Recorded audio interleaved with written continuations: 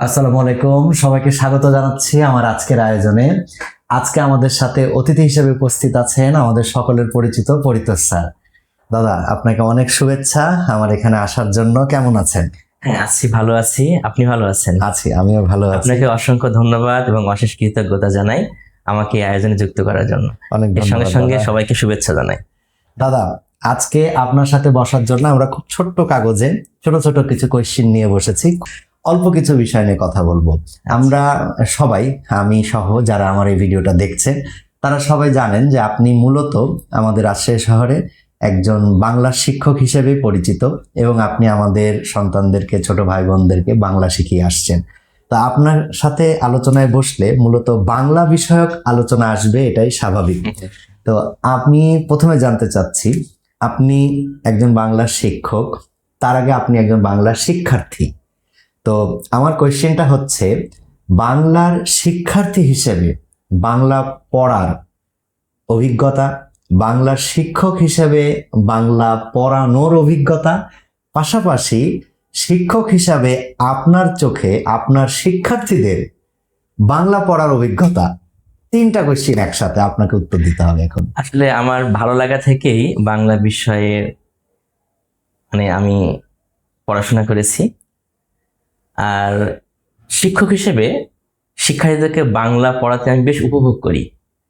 এটা অনেকটা নেশা থেকেই আমার এটা সৃষ্টি হয়েছিল, যে ভালো লাগা থেকেই পড়াতে আমার ভালো লাগতো।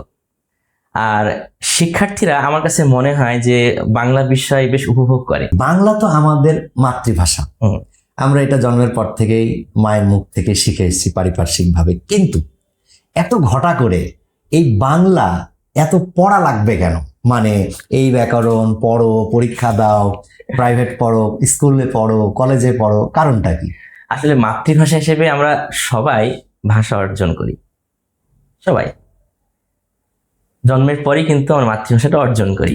এটা শিখতে হয় না, না। এটা আমরা প্রাকৃতিকভাবে শিখে যাই।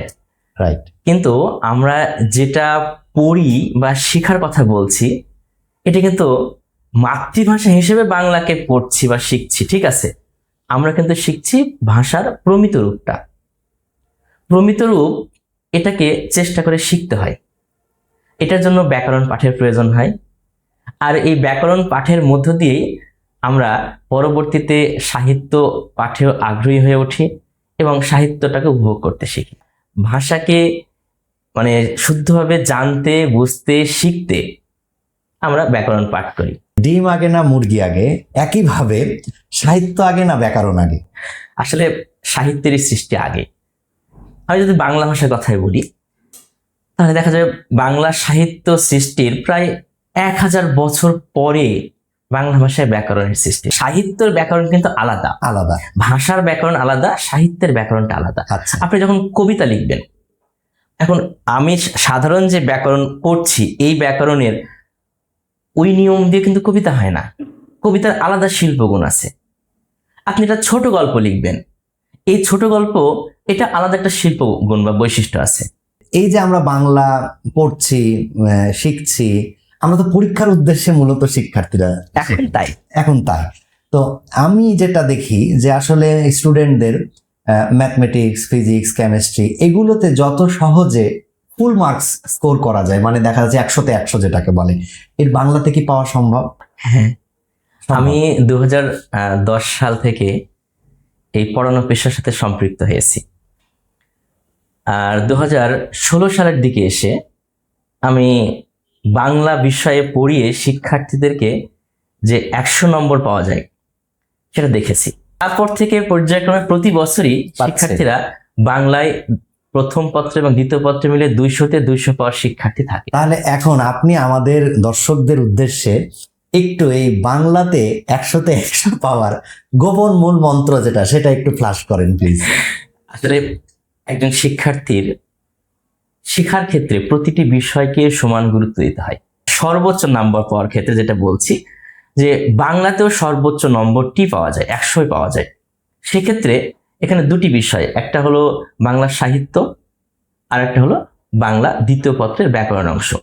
তো দ্বিতীয় পত্রের ব্যাকরণ অংশ এবং নির্মিত অংশ মিলে, অর্থাৎ এক কথায় দ্বিতীয় পত্রে 100-তে 100 পাওয়াটা যতটা সহজ হয়, প্রথম পত্রের ক্ষেত্রে অতটা সহজ হয় না। প্রথম পত্রের ক্ষেত্রে প্রতিটি বিষয় অর্থাৎ একটা গদ্য বা কবিতার পুঙ্খানুপুঙ্খ বিষয় জানতে হয়। প্রতিটি শব্দের অর্থ থেকে শুরু করে প্রতিটি বাক্য দ্বারা কি বোঝাচ্ছে, কি অর্থ প্রকাশ করছে, একটা কবিতার লাইনে কি ফুটে উঠলো, এটা দ্বারা কি বোঝাচ্ছে, একজন শিক্ষার্থীকে তার জ্ঞান এবং অনুধাবন শক্তি এখানে সর্বোচ্চ প্রয়োগ করতে হয়। তার মানে আপনার কাছ থেকে আমরা যেটা পাচ্ছি যে কেউ যদি বাংলায় 100-তে 100 পেতে চায় তাহলে তাকে প্রথম পত্রে একটু বেশি শ্রম দিতে হবে, বেশি শ্রম দিতে হবে। এটা সবাইকে নোট করে রাখার মানে জন্য শ্রম অনুরোধ দিতে হবে জানাই। বেশি। আর দ্বিতীয় পত্রে পড়তে হবে, কিন্তু এখানে দ্বিতীয় পত্রের নৈবর্তিকে 30 নম্বর তোলা সহজ কাজ প্রথম এবং পত্রের তুলনায় দ্বিতীয় পত্রে, এবং সে পরীক্ষা দিয়ে শিক্ষার্থী নিজেই বলতে পারবে যে আমি 30-30 পাবো। যে এত বাংলা পড়ছি, মানে স্কুলে, কলেজে, প্রাইভেটে, টিউশনে, কোচিং সেন্টারে, সব জায়গায় আমরা অনেক বাংলা পড়ছি।